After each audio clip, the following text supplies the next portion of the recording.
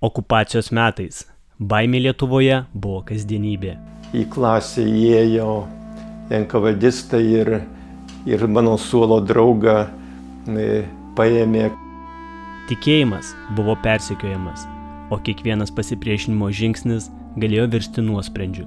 Nekartą matydavau turgaus aikštėje numestus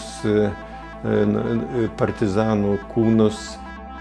Jaunas kunigas pasirinko kelią, kuris vedė ne į ramybę, bet į nuolatinę grėsmę.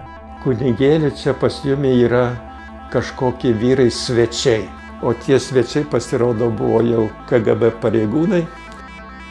Jis įsitraukė į slapto leidinio Katalikų bažnyčios kronika leidybą, rizikuodamas ne tik savo laisvę, bet ir gyvybę. Ar tai reiškia, kad jūs tikėjotės, kad anksčiau ar vėliau KGB išsiaiškins ir jūs visus suims? Aš tuo nebejojau. Kiekvienas įspausdintas lapas tapo tylia bomba prieš sovietinę propagandą. Tai išgirdęs šitą sakinį, supratau, kad jau aš iš teismo salės neišeisiu. Tai istorija apie tikėjimą. Pasakiau Viešpatie, dabar jau tu tvarkyk, jau aš nieko negaliu. Pasipriešinimą. Už nugaros stovėjęs saugumietis uždėjo ranką man ant peties ir sakė, praeikime į liudytojų kambarį. Ir valią, kurios nepalaužė net KGB.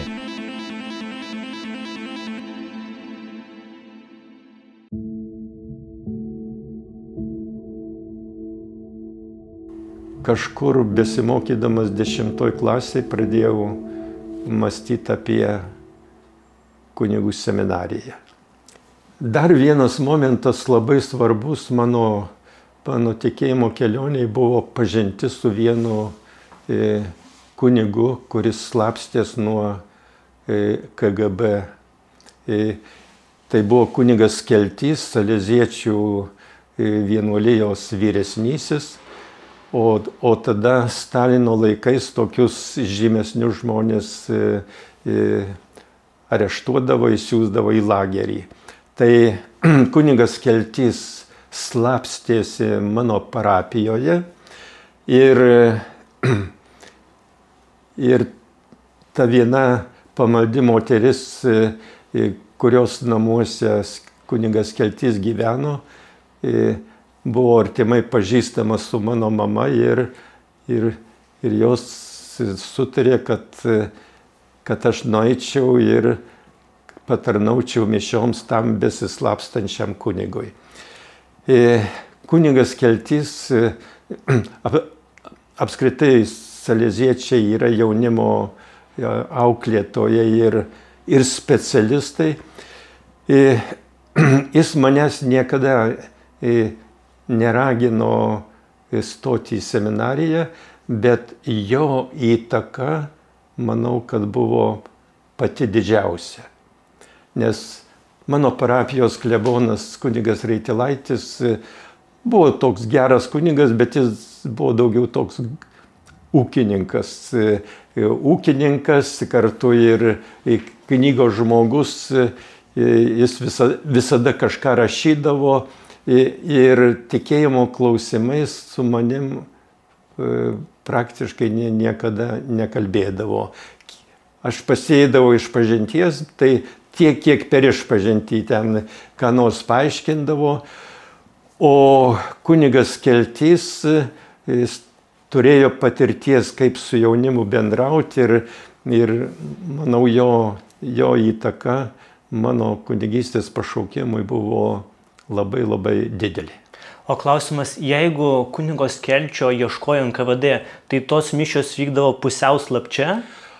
Jos visiškai slaptai buvo. Kas dalyvaudavo jose? Pas tą pamaldžią moterį, kuri gyveno netoli bažnyčios, buvo vienas toks kambarėlis labai mažas ir durys iš saliono į kambarėlį buvo beveik tokios nežymios. Ir tam mažam kambarėlį jis praleido labai ilgą laiką. Paskui kažkas vis tiek nužiūrėjo, kad tas kunigas slapstos ir jau po Stalino mirties, kažkur 54 metais, KGB pareigūnai jį areštavo, bet jau Stalinas buvo miręs, jau truputį varžtai buvo atleisti ir jo neįsiuntė į lagerį, bet 3 dienas Druskininkuose patardė, jam jau sutvarkė dokumentus ir leido eiti kunigo pareigas. Tai kaip atrodė gyvenimas pokario Lietuvoje? Ar jautėsi persekiojimas, priespauda, ypač iš tikėjimo pusės? Tikėjimo atžvilgiu aš tokios prievartos nelabai jaučiau. Prievarta buvo daugiau tokia išorinė, žmonės buvo tremiami. Kai eidavau į Seirijų vidurinę mokyklą, ne kartą matydavau Turgaus aikštėje numestus partizanų kūnus. Taigi, tai ta išorinė tokia prievarta tikrai jautės. Mano krikštų tėvas partizanas irgi buvo nužudytas. Mačiau tremiamus žmonės, tiesiog vieną kartą į klasę įėjo NKVDistai ir mano suolo draugą paėmė, kadangi jo šeima trėmė į Sibirą. Tai išorinės prievartos buvo labai daug, bet tikėjimo atžvilgiu mokykloje gal keletą kartų tik girdėjau kalbant prieš tikėjimą. Net komjaunuolių buvo labai mažai. Klasėje buvo 25 mokiniai ir turbūt tik 3 komjaunuoliai. O kai ateidavo rugsėjo 1 dieną į mokyklą nauja mokytoja su komjaunimo ženkliuku, tai mes vaikai į ją žiūrėdavom su užuojauta, vargšė komjaunuolė. Tai tokia nuotaika buvo, sakyčiau, visai gera. Eidami į mokyklą, kaip taisyklė, mokiniai užsukdavom į bažnyčią, trumpai pasimelsdavom ir tada eidavom į mokyklą. Tai tikėjimo atžvilgiu tikrai nebuvo kažkokių sunkenybių. Ir man niekas niekada nepadarė priekaišto, kad patarnauju mišioms, o patarnaudavau iki pat vidurinės mokyklos užbaigimo.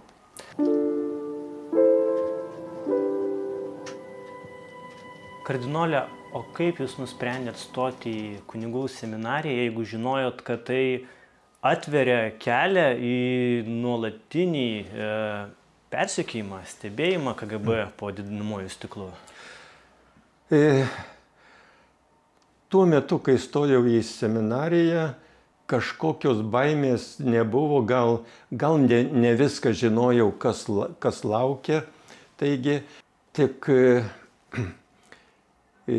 kai sugalvojau stoti į seminariją ir nuvežiau dokumentus, man pasakė, kad tikriausiai negalėsim priimti, nes prieš metus laiko pradėjo iš seminarijos imti kariuomenę.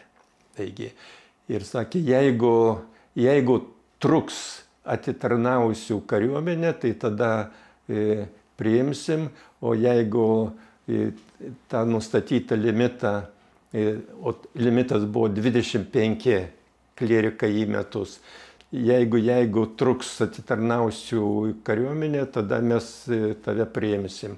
Tai visą vasarą su nerimu laukiau, priims ar nepriims, ir pačioje rugpjūčio pabaigoje gavau pranešimą, kad galiu atvažiuoti į seminariją. Tai Tai buvo parašyta, ką pasiimti, savo drabužėlius, ten paklodę, užvalkalą, pagalvės.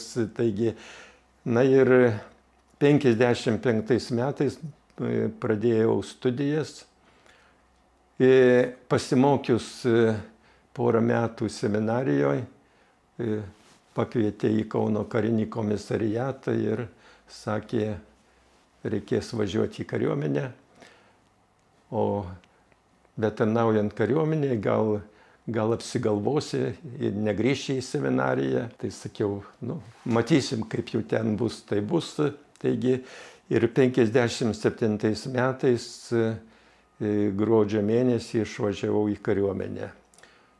Mus 6 seminaristus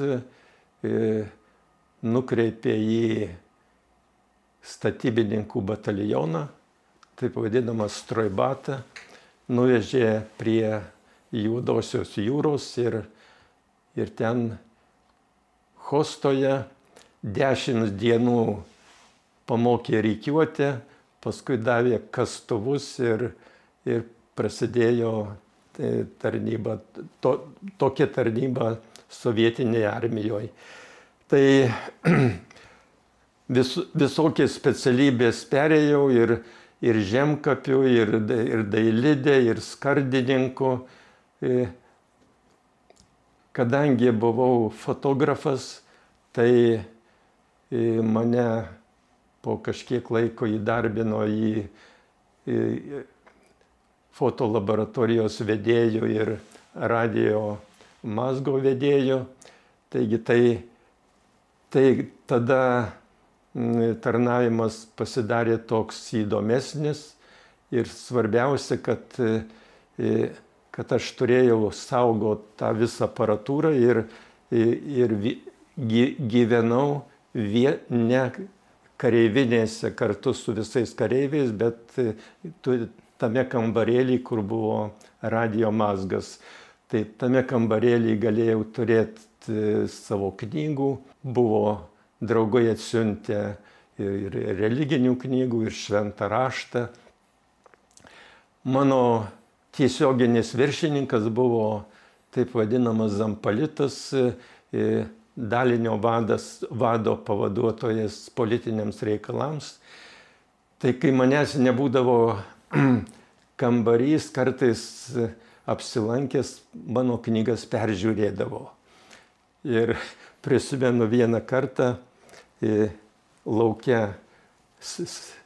komjaunimo sekretorius, zampalitas ir aš, kai kalbamės, ir zampalitas sako, reikėtų parvežti ateistinių kino filmų, pas bibliotininką radau Bibliją.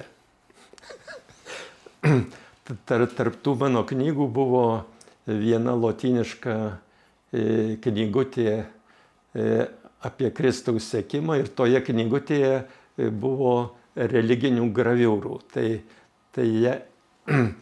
Tai zampalitui atrodė, kad Biblija. Sakau, kapitonė, ten ne Biblija, o kas? Sakau, šiaip savo religinė knyga. Tai taip su jumoru ir pasibaigė, nereikėjo ten jokių ateistinių filmų.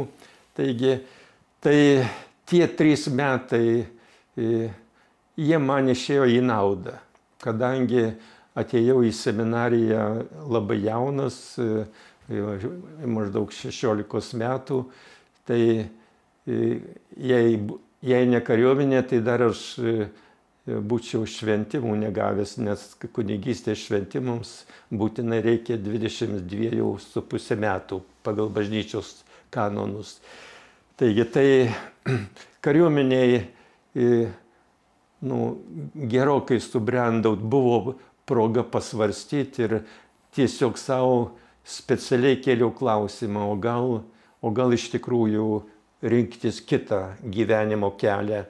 Na ir tų vis tiek svarstymų metu prieidavau išvados, kad man reikia siekti kunigystės. Tai sugrįžęs iš kariuomenės, valdžia nedarė kliūčių ir vėl įstojau į seminariją ir sėkmingai ją 60 metais užbaigiau. 62 metais užbaigiau.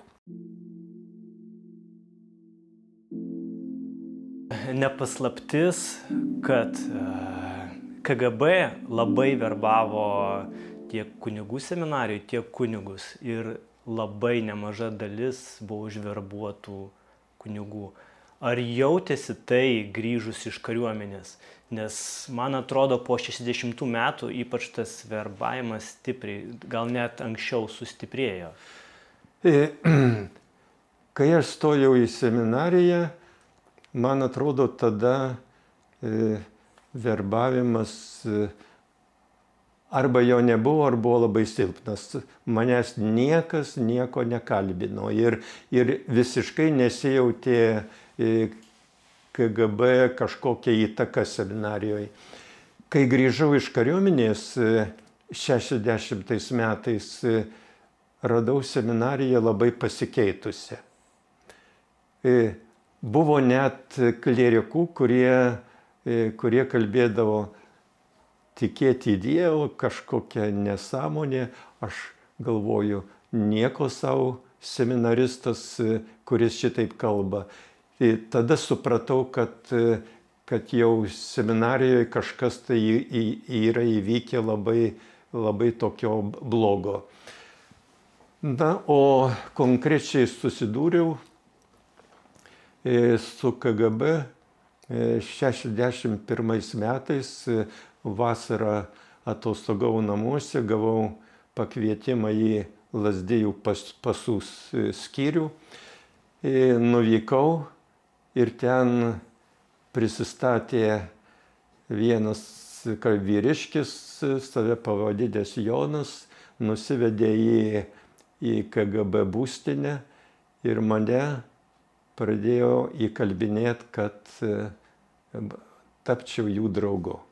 Sakė, jeigu draugausim, mes tau nieko iš tavęs ten nereikalausim. Jeigu jau žinoma,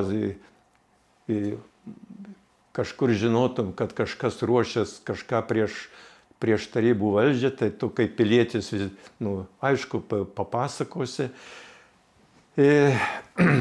Tai aš beklausydamas šitos kalbos, tada suvokiau, kad KGB seminarijoje jau yra įkėlus kojas. Ir supratau, kad jeigu pasakysiu griežtai ne, mane gali iš seminarijos pašalinti, nes buvo tokia tvarka, kad iš seminarijos pašalindavo ne tik seminarijos vadovybė, bet ir valdžia. Buvo tokia įstaiga religijų reikalų taryba, įgaliotinis paskambindavo rektoriui, kad šitą klieriką reikia pašalinti ir rektorius atsiprašydavo, kad gaila, bet tu mokytis negalėsi. Tai viešpats pakišo man gerą mintį, sakau, žinot, aš esu labai atviras vaikas, plepus. Ir dabar, ką mes kalbamės, tai aš kai grįšiu namo, tai turėsiu vis tiek papasakoti ir broliams, ir klebonui. Tai pasirodo, kad aš labai gerai pataikiau. Jiems bendradarbis tik tada naudingas, kai niekas apie jį nežino. Taigi, tai jis galbūt pusvalandį laiko mane įtikinėjo, kad aš nepadarysiu nuodėmės, jeigu nepapasakosiu, kad buvau susitikęs su KGB pareigūnu. Ir taip mes įsiskyrėm taikiai, bet pažado nedaviau. Paskui dar kartą bandė agituoti, būti bendradarbiu, pasikvietė į karinį komisariatą. Na ir ačiū Dievui, nedaviau pažado, nedaviau sutikimo, kad būsiu bendradarbis ir gavau šventimus. Tai paskutinis mano susitikimas su KGB pareigūnais buvo jau Alytuje, kai tarnavau kaip vikaras, pasikvietė į karinį komisariatą ir dar kartą bandė užverbuoti. Ir žinoma, tada jau būdamas kunigas, suvokdamas, kad kunigystės neatims,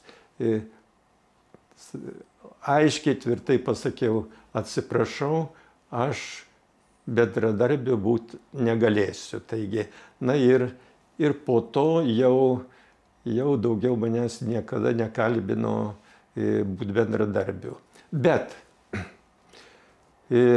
kas be ko, ne vieną seminaristą ir ne vieną kunigą jiems pasisekdavo užverbuoti. Ir dažniausiai kunigus užverbuodavo dirbti kolaborantais, jeigu turėdavo kokios kompromituojančios medžiagos. Pavyzdžiui, jeigu kunigo gyvenime buvo kažkokio dvilypumo, gal ten kažkokių tai ryšių su moterim, o jie apie kunigus informaciją labai, labai rinko, jie turėjo tų savo bendradarbių įvairiuose luomuose ir tarp pasauliečių, ir tarp dvasiškių. Taigi, manau, kad turėdami kompromituojančios medžiagos, tada kunigui sakydavo, draugaukim, o jei ne, mes apie tave spaudoje išviešysim tai, ką žinom. Taigi, tai tada kažkiek užverbuodavo, bet manau, kad tų užverbuotų kunigų skaičius jis nebuvo didelis. Mes tiesiog jautėm kunigai, vieni kitus vis tiek gerai pažinojom ir tie užverbuotieji kažkaip save įsiduodavo, matydavom, kad ten kažko tai vengia kalbėti arba kažką tai nori iš tavęs išgauti kažkokios informacijos. Tai žodžiu, tais laikais žinojom, su kuo galima artimiau bendrauti, o kurių reikia vengti.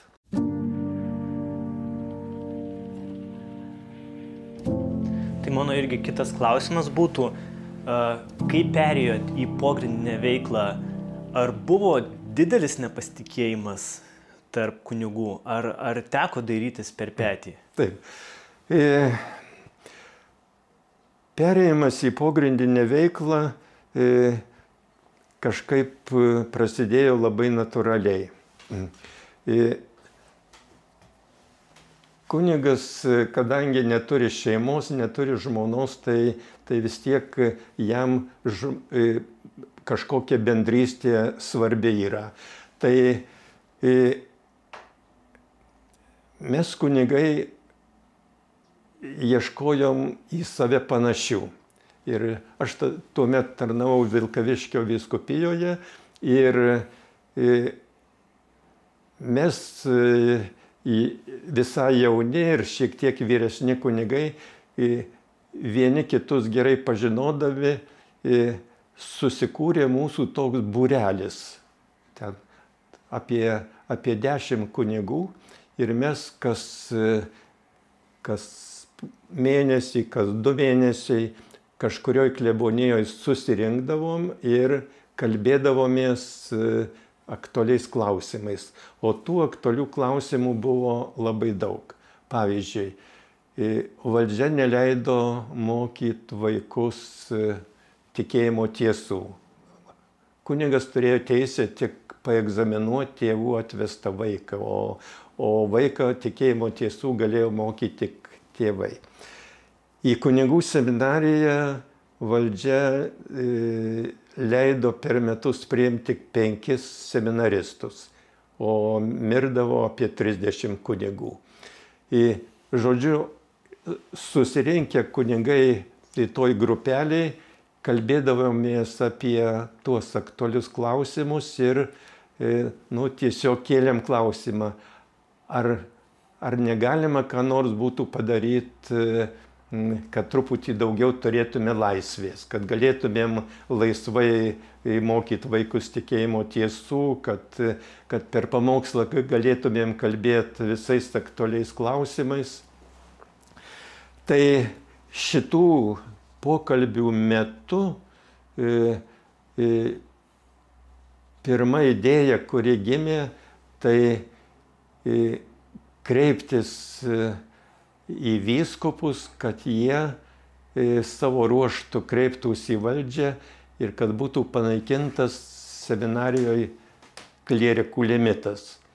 Taigi tai sukūrėm trumpą dokumentą ir iškilo klausimas, kas tą dokumentą pasirašys. Tai nutarėm, kad reikia, kad daugiau kunigų pasirašytų ir aš pervažiavau per klebonijas ir apie 60 kunigų pasirašė. Kai valdžia gavo šitą mūsų prašymą, kad būtų panaikintas seminarijoje limitas, tai valdžiai buvo kaip bombos sprogimas. Atvažiavo, aš tuomet tarnavau Vilkavišky vikaru, atvažiavo KGB pareigūnai į Vilkaviškį, mane išsikvietė tardymui, klausė, ar pasirašiau tą pareiškimą, patvirtinau, kad pasirašiau, o toliau kam daviau pasirašyti, sakau, jūs čia mane klausinėjat, čia mūsų kunigų tarpusavio reikalas ir aš jums neatsakysiu. Taigi tai už tą pareiškimą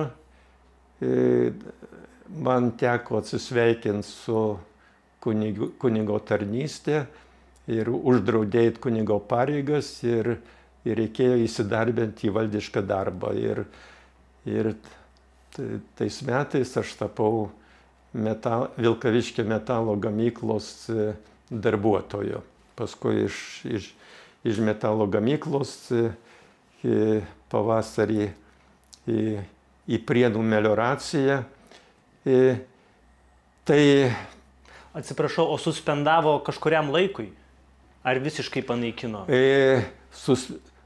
Suspendavo, nepasakydami kuriam laikui. Tai galėjo būti metams, galėjo būti keliems metams.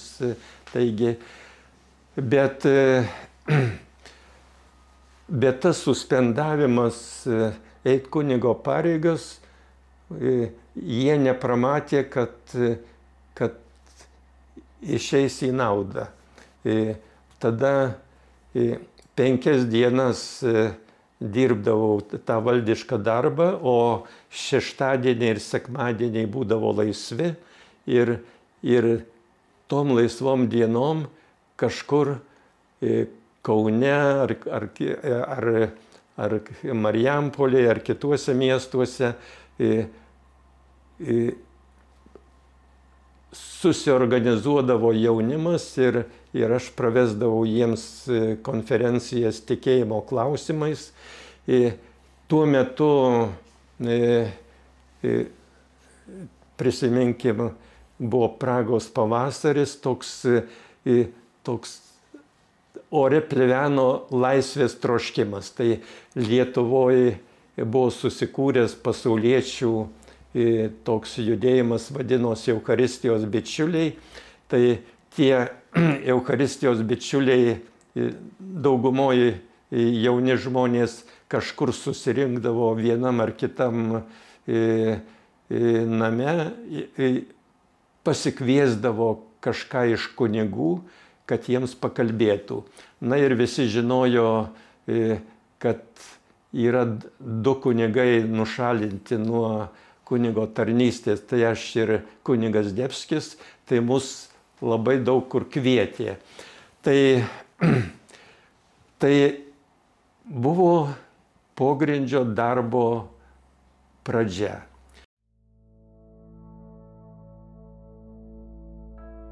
Paskui kilo mintis valdžiai parašyti solidų dokumentą apie bažnyčios persekiojimą. 71 metais aš padedamas ten kitų sukūriau taip vadinamą memorandumą. Pasauliečiams išdalinau daug egzempliorių ir jie pradėjo rinkti parašus. Ir per kelis mėnesius surinko 17 000 parašų. Taigi, kilo tą memorandumą adresavom Brežnevui, bet toks Petras Plumpa, jau buvęs lagerį, sako, mes jeigu pasiūsim į Maskvą Brežnevui, tai mūsų memorandumas atsidurs KGB archyve ir nebus jokios naudos. Ir jis patarė, kad siūskim memorandumą Brežnevui, bet per suvienytas nacijas. Taigi tai parašėm dar tokį lydraštį tuometiniam suvienytų nacijų vadovui Kurtui Valgaimui, kad prašom mūsų memorandumą perduoti Brežnevui. Ta memorandumą nuvežė į Maskvą. Maskvoje turėjom pažinčių su Maskvos disidentais.